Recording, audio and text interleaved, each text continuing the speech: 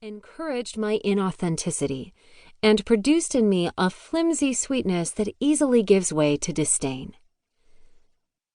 Once I noticed these yawning gaps in my spiritual growth, I knew I needed to dig deeper to understand their relationship to niceness. But I felt burdened to explore them for other reasons as well. In addition to noticing the stronghold of niceness in my life, I noticed it in others.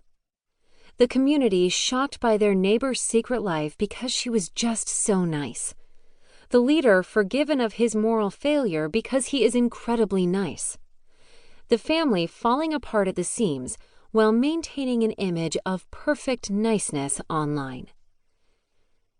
There was also the daily usefulness of niceness. It has become a social currency in our culture, one that we value highly without ever really realizing it. I once discussed this topic with Dr. Christina Edmondson, Dean of Intercultural Student Development at Calvin College and co-host of the podcast Truth's Table. And she remarked that we are wooed by superficial niceness, satiated by it.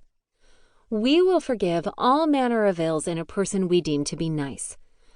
We use niceness to grease the wheels of our social interactions. We employ niceness like a ladder, helping us to scale the heights of our career. We smuggle white lies inside the Trojan horse of niceness for the sake of preserving relationships. And for many Christians, following Jesus means we are just really, really nice. All of this alerted me to the supreme value of niceness in our culture. Niceness is not merely a pleasant trait, it is a trump card. It has tremendous social power, so much so that it can overshadow virtually any vice. That was my second reason for returning to this topic. The third reason, the thing that convinced me niceness is not just a social skill, but a competing priority in our lives, was watching how the world responds to people who stray outside the expectations of niceness, as if they have violated some wholly unspoken social contract. The friend who says a hard thing that we need to hear, the pastor who holds us accountable, the leader who disrupts the status quo. These not nice behaviors are frequently met with swift rejection and even rage. Friendships end. Church members leave. Social media burns with outrage. These kinds of reactions tell us something about the role of niceness in our culture. Niceness, I realized, is not just a social expectation. It's a sacred cow. Now let me take a second to make this clear.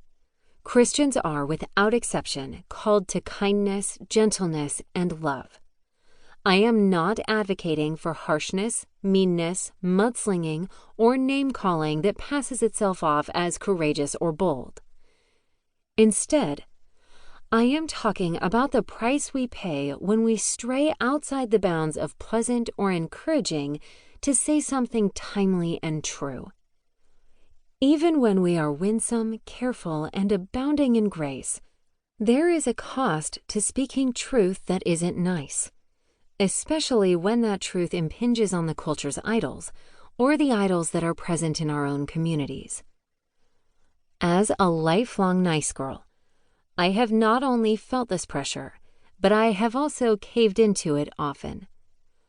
The need to be nice has influenced my ministry as well as my relationships.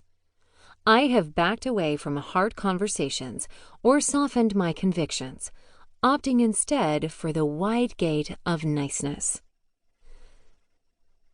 But after doing this for years and observing the fruit of this false idol in my life, here is what I have concluded. I cannot follow Jesus and nice. Not equally. Because following Jesus means following a man who spoke hard and confusing truths, who was honest with his disciples, even when it hurt, who condemned the hypocrisy of the Pharisees and turned over tables in the temple. Jesus was a man who went face to face with the devil himself and died on a cross rather than succumb to the status quo. Jesus was loving. He was gracious. He was forgiving. He was kind. But he was not nice.